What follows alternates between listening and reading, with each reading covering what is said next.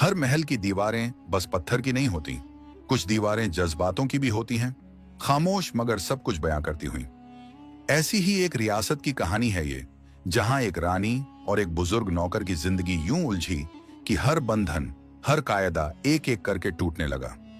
ये कहानी है उस रिश्ते की जो जुबान से नहीं, नजरों से पनपा।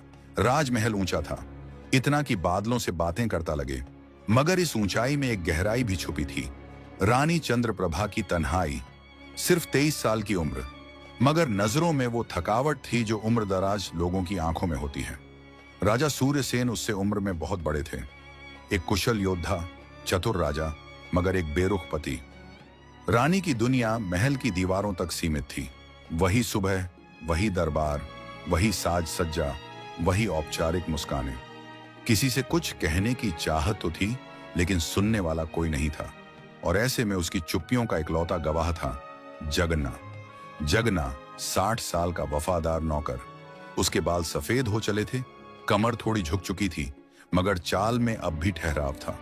उसने रानी को बचपन से देखा था, कभी कंधों पर बिठाया था, कभी कहानियां सुनाई थी, और अब वो उसकी सेवा में रहता, चुपचाप उसकी हर जरूरत को बिना बोले पूरा करता।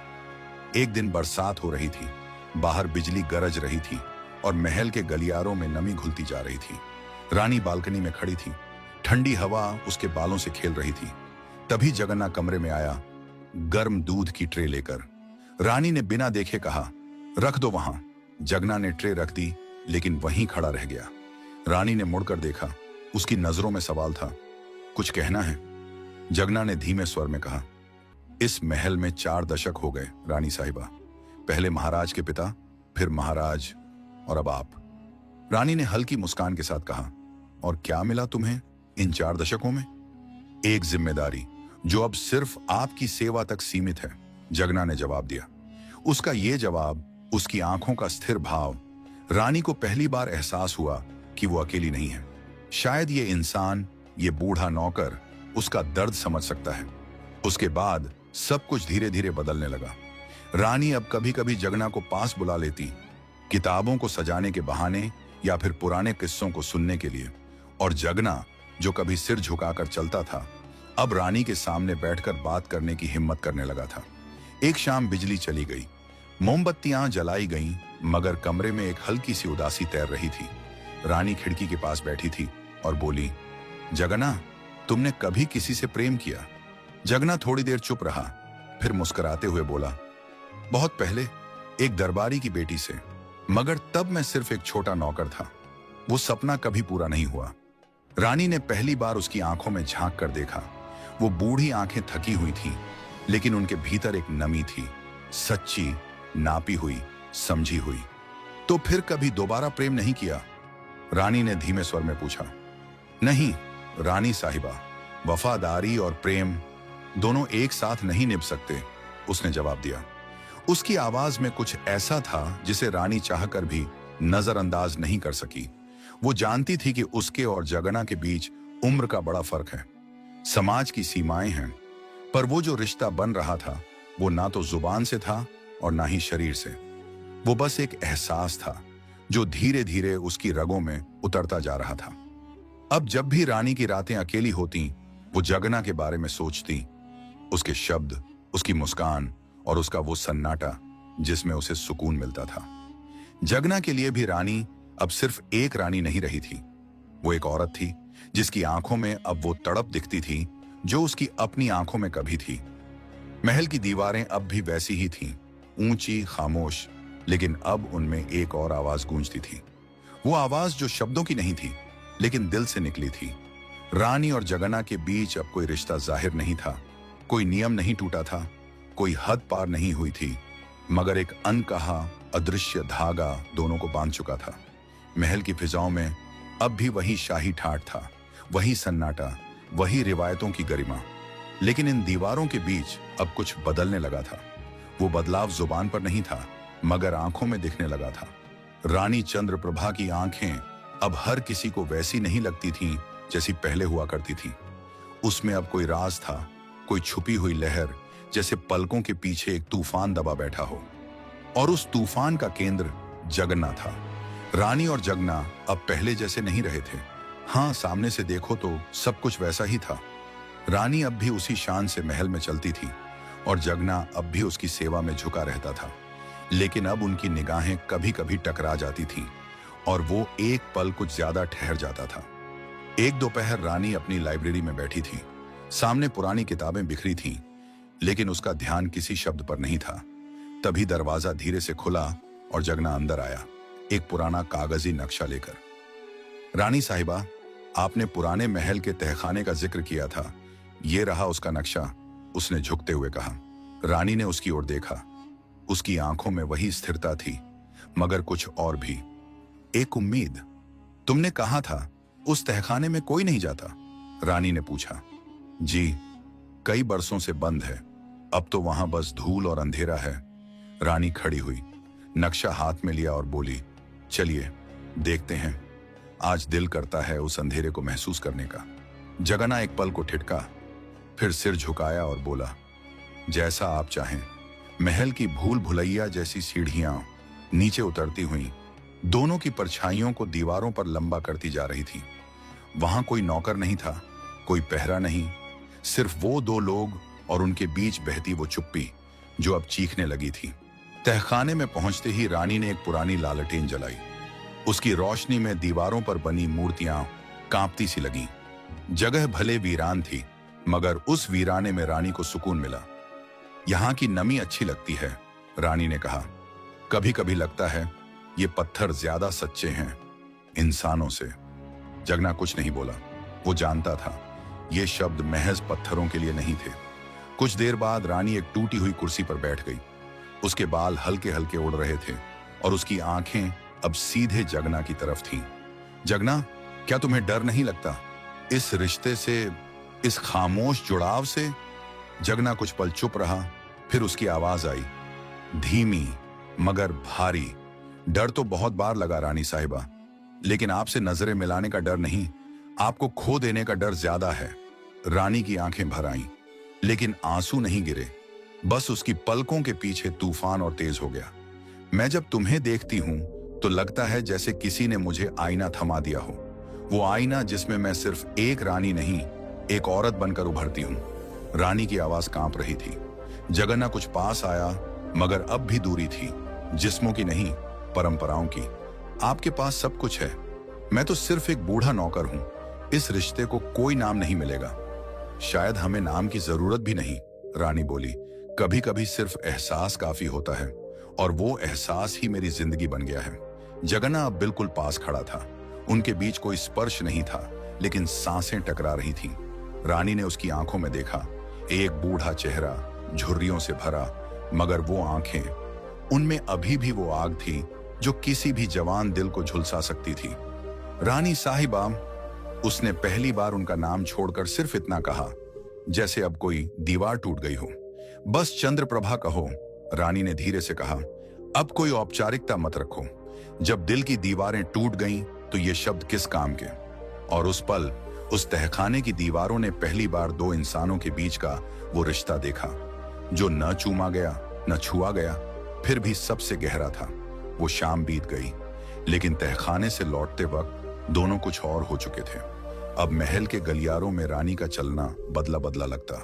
उसकी आंखों में अब डर कम और चाहत ज्यादा थी। और जगना, वो अब पहले से ज्यादा सजग हो गया था, जैसे हर कदम पर किसी को खो देने का खौफ उसके साथ चल रहा हो। रात को जब रानी अपनी बालकनी में खड़ी थी, तब दूर आकाश में बिजली कौंधी और वो सोचने लगी, क्या ये तूफान अब अंदर से बाहर आने वाला है? क्योंकि कोई भी तूफान ज्यादा दिन तक पलकों में नहीं छुपता। महल के दिन जैसे जैसे गुजर रहे थे, रातें और लंबी होती जा रही थीं, और उन रातों की तन्हाई में एक रिश्ता था जो खामोशी से पनप रहा था। रानी चंद्रप्रभा और बूढ़ा नौकर जगना। रात के तीसरे पहर जब पूरा महल गहरी नींद में होता, तभी रानी के चेंबर का पिछला दरवाजा खुलता। वो दरवाजा जो सीधे एक संकरे गलियारे से होता हुआ महल के पुराने हिस्से में ले जाता था। उस हिस्से में जहां अब कोई नौकर नहीं रहता, कोई रोशनी नहीं जलती, सिर्फ एक कमरा, गुप्त, गहरा और ठंडा, जहां दीवारों ने वो सब सुना जो जमाने से छुपा रहा। उस रात भी वैसा ही हुआ। चंद्रप्रभा ने अपने भारी जेवर उतारे, बालों को खोला और अपनी चप्पलें उतारते हुए बिना शोर किए उस दरवाजे की ओर बढ़ी। बाहर बारिश हो रही थी, हल्की मगर लगातार। बूंदें खिड़कियों पर गिरकर एक खास सी लय में गूंज रही थी, मानो खुद वक्त भी उनके लिए रुक गया हो। जब वो कमरे में पहुंची तो वो पहले से वहां था, हाथ में एक लालटेन लिए। उसकी परछाई दीवारों पर कांप रही थी। वो बूढ़ा जरूर था, लेकिन उसकी आंखों में अब भी एक आदिम किस्म की भूख थी, एक ऐसी भूख जो उम्र से नहीं, एहसास से बंधी होती है। रानी चुपचाप उसके सामने आकर खड़ी हो गई। न कोई सवाल, न कोई संकोच। तुम्हें मुझसे डर नहीं लगता? उसने पूछा। डर अब प्यार से ज्यादा अजनबी हो गया है, जगना ने जवाब दिया। फिर कोई शब्द नहीं, बस एक हल्का सा कदम आगे और रानी उसके सीने से लग गई। उसकी हथेलियां उस झुर्रियों वाले चेहरे को छूने लगी, पहले धीरे से, फिर जैसे कोई पुरानी प्यास उस पर टूट पड़ी हो। और वो कमरा जो कभी वीरान था अब सांसों से भरने लगा। चादरें फड़फड़ाईं, दरवाजा भीतर से बंद किया गया और उस रात दो जिस्मों ने अपने दर्द, अपने अकेलेपन और अपनी इच्छाओं को एक दूसरे में घोल दिया। वो रात एक नहीं थी, ऐसी कई रातें आईं, कभी गर्मियों की उमस भरी हवा के बीच, कभी ठंडी हवाओं के झोंकों के साथ। उन गुप्त कमरों की दीवारों ने हर बार सुना, आहों की लय, टूटती सांसों की गूंज और उन दो लोगों का संघर्ष, सिर्फ एक सवाल के साथ, ये जो है, क्या ये वासना है या ये प्यार है? रानी के लिए वो पल सिर्फ शरीर का सुख नहीं था। जब वो जगन्ना के सीने पर सिर रखकर सोती थी तो उसे अपनी रानियों की परंपरा से अलग एक औरत होने का एहसास होता था। एक ऐसी औरत जिसे कोई समझ रहा था, महसूस कर रहा था। लेकिन बाहर की दुनिया अब भी वही थी। महल में अफवाहें उठने लगी थीं। कोई कहता रानी का मूड इन दिनों बदल गया है, कोई कहता वो अक्सर देर रात तक जागती रहती है। यहां तक कि एक नौकरानी ने एक बार गलती से पुराने गलियारे की ओर जाते एक साया देखा जो रानी जैसा लग रहा था। जगना को भी डर लगने लगा था। चंद्रप्रभा, हमें रुक जाना चाहिए, उसने एक रात कहा जब दोनों थके से चुपचाप लेटे थे। क्यों? रानी की आवाज में पहली बार गुस्सा नहीं, दर्द था। क्योंकि ये आग हमें जला सकती है। रानी उठकर बैठ गई। उसकी आंखों में आंसू नहीं थे, लेकिन उसकी सांसें तेज थीं। जगना, मैं तुमसे सिर्फ वासना नहीं करती, मैं तुम्हें चाहती हूं, हर रूप में। जगना उसे देखने लगा। उसके गालों पर जो हल्की झुर्रियां थीं, उन पर भी उसे मोहब्बत हो आई थी। और अगर ये मोहब्बत है, रानी बोली, तो इसे छुपाने की बजाय जी लेना चाहिए। जगन्ना ने उसका हाथ पकड़ा और पहली बार कुछ कहा नहीं, सिर्फ उसकी हथेली को अपने होंठों से छुआ। पर उस गुप्त प्यार की सीमाएं थीं, समाज की, उम्र की, ओहदे की, और ये सीमाएं हर रात के बाद सुबह में चुभने लगती थीं। दिन में रानी को फिर से रानी बनना होता था और जगन्ना को फिर से सिर्फ एक नौकर। रानी के दिल में हर दिन एक नया युद्ध चलता। क्या वो इस रिश्ते को महल के दरबार में लाकर सबके सामने स्वीकारे, या हमेशा इसे उन कमरों में कैद रखे जहां कोई नहीं देखता? उसे याद था, बचपन में उसने प्यार की कहानियां पढ़ी थीं, जहां दो लोग हर दीवार को तोड़ देते हैं।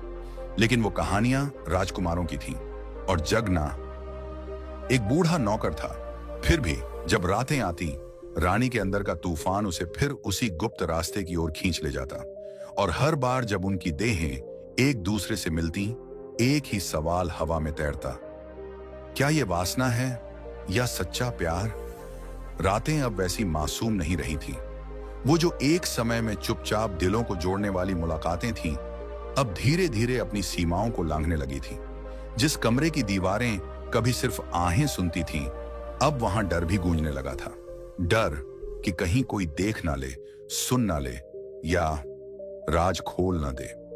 रानी चंद्रप्रभा की आंखों में अब भी वही आग थी, मगर उसमें अब घुला था एक अजीब सा बेचैन धुआं। वो हर दिन राज दरबार में बैठती, दरबारियों को सुनती, फैसले सुनाती, लेकिन उसके कान कहीं और टिके रहते। उस हल्की सी आहट पर, उस गलियारे में किसी कदम की चोंक पर, या उस नौकर की आंखों में जो जरूरत से ज्यादा उसे घूरता था।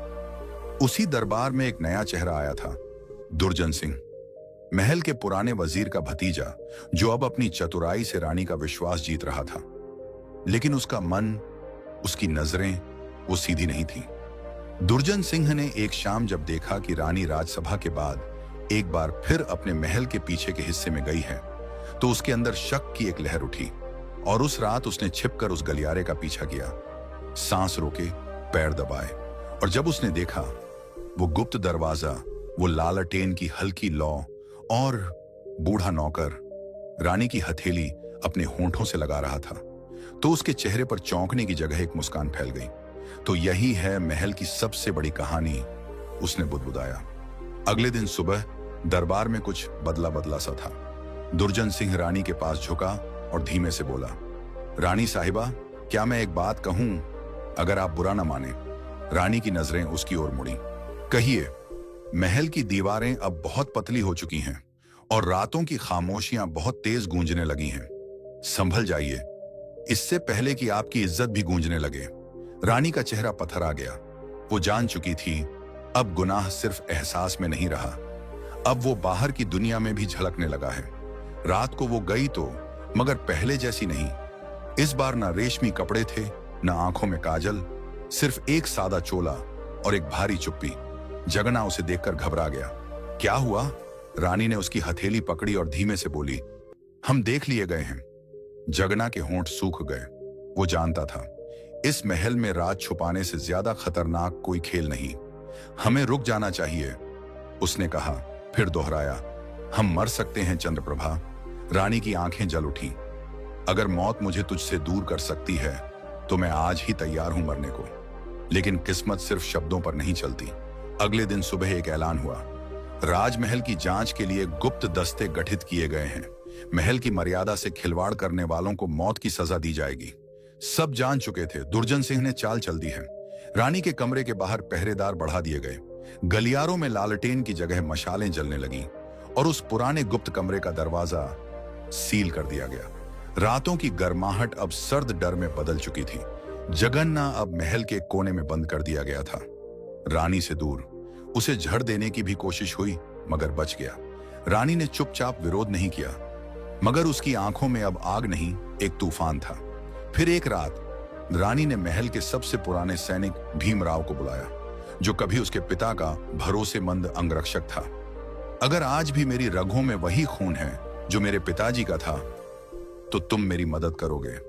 भीमराव ने बिना एक शब्द बोले सिर झुका दिया। रात ढलते ही महल की छत से एक पुराना चोर द्वार खोला गया। जगन्ना को गुप्त सुरंग से बाहर निकाला गया और रानी ने खुद अपना संदेश एक पत्र में लिखा, जिसे उस पुरानी मध्यम रोशनी वाले कमरे में एक दीवार के पीछे छुपा दिया। पत्र में लिखा था, अगर ये वासना थी तो इतनी बड़ी सजा क्यों? अगर ये प्यार था तो इसे छुपाना क्यों पड़ा? मैं इतिहास में एक रानी रहूं या गुनहगार, अब फर्क नहीं पड़ता। मेरी रूह उसके साथ है, जगना के साथ। और ये गुनाह अगर गूंजे तो गूंजे सदियों तक, ताकि अगली रानी, अगला नौकर बिना डर के मोहब्बत कर सके। महल के आंगन में सुबह की पहली किरण उतरी भी नहीं थी कि नगाड़ों की तेज आवाज पूरे नगर में फैल गई। सैनिकों की कतारें महल के सामने जुट चुकी थी। नगरवासियों को आदेश मिला, आज दोपहर को राज्यसभा में विशेष घोषणा की जाएगी। लोग हैरान थे, कोई युद्ध नहीं, कोई अकाल नहीं, फिर अचानक ये राज्यसभा क्यों? लेकिन रानी चंद्रप्रभा जानती थी, आज उसका राज नहीं, उसका राज नंगा किया जाने वाला है।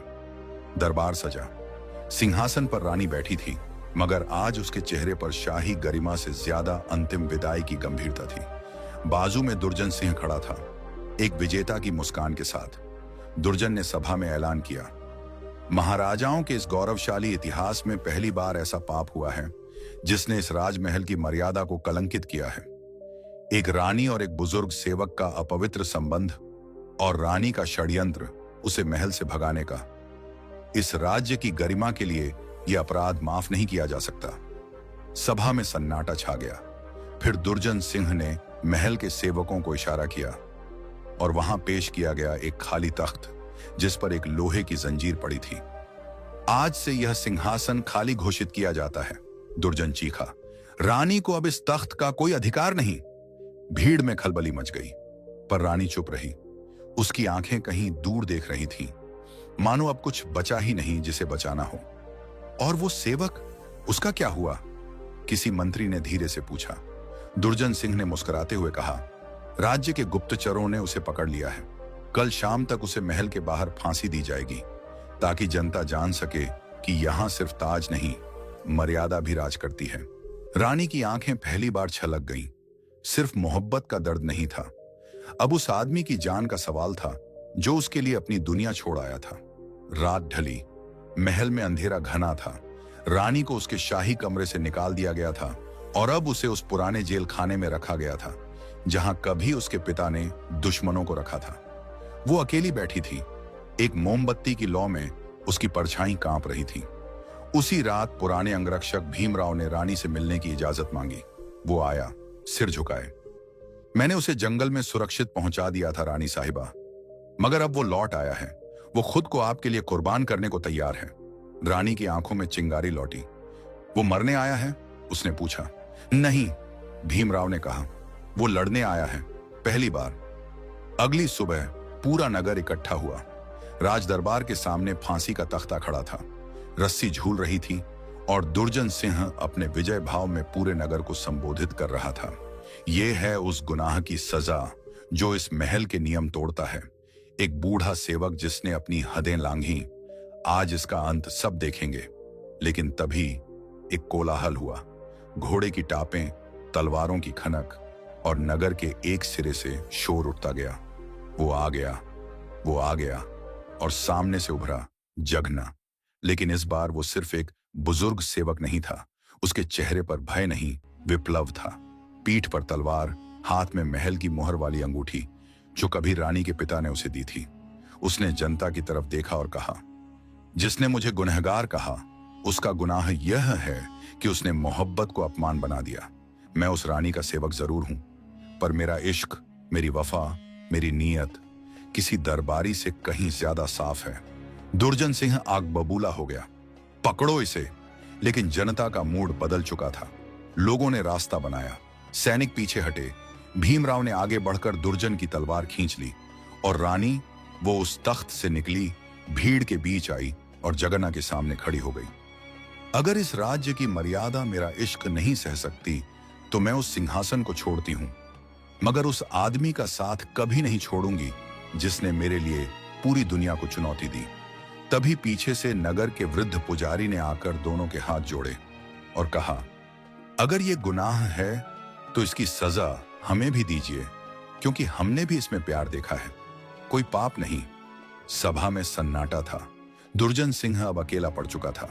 राजसभा के कई मंत्री सामने आए और बोले, हम उस झूठी मर्यादा के पक्ष में नहीं खड़े होंगे जो एक औरत के हक और एक आदमी की मोहब्बत को कुचल दे। इसके बाद लोगों ने आगे आकर मंत्री और राज दावेदारों से विनती करके उन दोनों को माफ करके राज्य से निकलवा दिया। 6 महीने बाद महल अब पुराने दिनों की परछाई मात्र रह गया था। ना शाही रौनक, ना नौकरों की भीड़। रानी चंद्रप्रभा और जगन्ना महल से बहुत दूर एक पहाड़ी गांव में सादा जीवन जी रहे थे। छोटा सा घर, मिट्टी की दीवारें और हर शाम आंगन में जगना का बांसुरी बजाना। रानी अब शाही वस्त्रों में नहीं, सादी सूती साड़ी में दिखती, पर उसकी मुस्कान अब सच्ची थी। हर दिन जगना रोटी बनाता, चंद्रप्रभा पानी भरती और दोनों शाम होते ही पास की नदी किनारे बैठते, जैसे वक्त थम गया हो। पर वक्त कब थमता है? एक सुबह चंद्रप्रभा उठी तो देखा जगना वहीं आंगन में बैठा था, मगर इस बार उसकी सांस धीमी थी, उसका चेहरा फीका, आंखें बंद। वो दौड़ पड़ी, जगना, ये मजाक मत कर। लेकिन जगना अब उस नींद में था जहां से कोई लौटता नहीं। उसके हाथ में एक पुराना पत्र था, रानी के नाम। चंदा, मैंने पूरी जिंदगी तेरी खामोशी में तूफान ढूंढे। आज जब तू सुकून में है, मेरा दिल मानता है कि अब मेरी मोहब्बत पूरी हुई। मेरा शरीर बूढ़ा था, लेकिन मेरा प्यार हर रोज नया जन्म लेता रहा। अगर इस जन्म में तुझे ताज नहीं दे सका, तो अगले जन्म में मैं तेरे लिए पूरा जहां खरीद लूंगा। रानी ने पत्र को सीने से लगा लिया। उस दिन गांव वालों ने देखा, एक रानी जिसने ताज छोड़ा था, अब एक निर्वासित आत्मा के नाम पर शाही चिता सजा रही थी। बांसुरी जो जगना की सांसों से बजी थी, अब उस चिता के ऊपर रख दी गई। आग की लपटों के बीच रानी ने देखा, उसका प्यार अब राख बन रहा था, पर उसकी याद अमर हो चुकी थी। वो गांव छोड़ गई, किसी को नहीं पता वो कहां गई। कुछ कहते हैं वो हिमालय चली गई, कुछ कहते हैं वो हर साल चुपके से उसी जगह लौटती है जहां उनकी मोहब्बत पनपी थी, उस पुराने खंडहर नुमा महल के पीछे की बगिया में, जहां आज भी कभी कभी रात को बांसुरी की हल्की आवाज आती है। और जब भी कोई पूछता है ये कौन बजा गया, तो गांव के बुजुर्ग कहते हैं ये इश्क की आखिरी सांस है बेटा, वो कभी मरती नहीं।